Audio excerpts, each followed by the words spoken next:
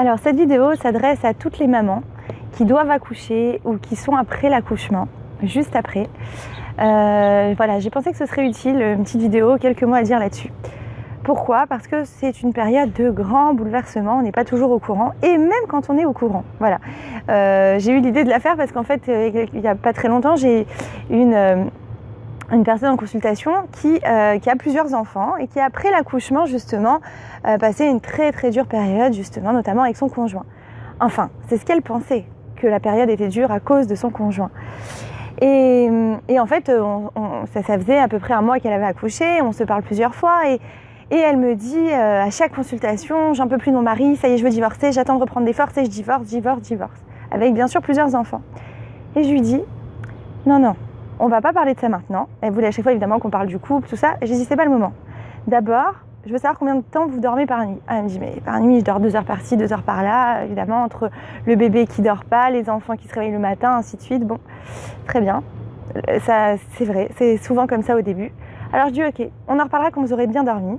On a mis en place un programme pour qu'elle puisse justement dormir et s'organiser, chose à laquelle on ne pense pas toujours.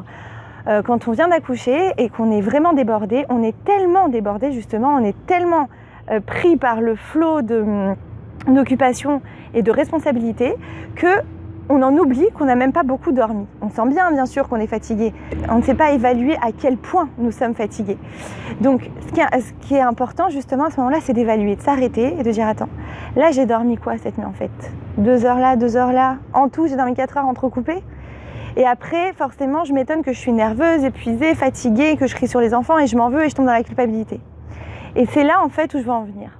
Parfois, on va tout de suite arriver à des extrêmes, que ce soit avec nos enfants, avec notre mari, avec notre famille, en se disant voilà, les problèmes sont là, et on va focaliser là-dessus. Alors qu'en réalité, il faut d'abord se focaliser sur soi. Quand on vient d'accoucher, on doit d'abord chercher à faire attention à nos besoins primaires, parce que oui, la maman est tellement demandée dans les premiers temps qu'elle n'a même pas le temps de manger et que le temps est tellement réduit qu'elle se trouve à penser est-ce que maintenant je dois manger ou est-ce que maintenant je dois dormir?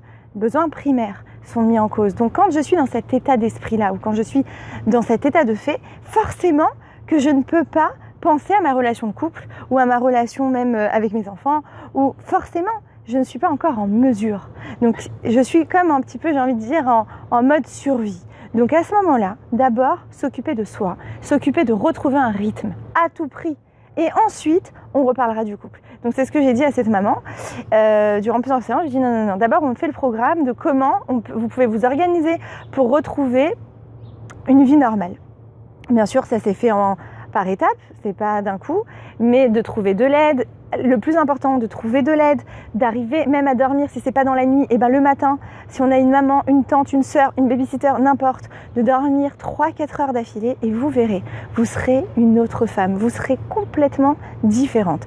Et donc pour finir cette histoire justement, c'est ce qui s'est passé dans son cas.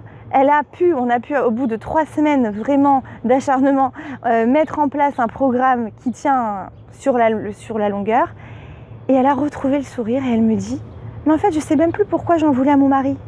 Cette même femme qui me parlait divorce quand même, qui disait ça y est, je ne veux plus en entendre parler, je me sens seule, je ne me sens pas comprise, je me sens frustrée, et ainsi de suite. Du jour où elle-même, elle a repris son rythme, elle a repris quand même un minimum d'équilibre, elle a pu répondre elle-même à ses besoins physiologiques, eh bien, elle avait déjà tout oublié. Donc parfois, il faut savoir lâcher prise, s'occuper de soi, et on reviendra après sur la relation de couple ou les autres.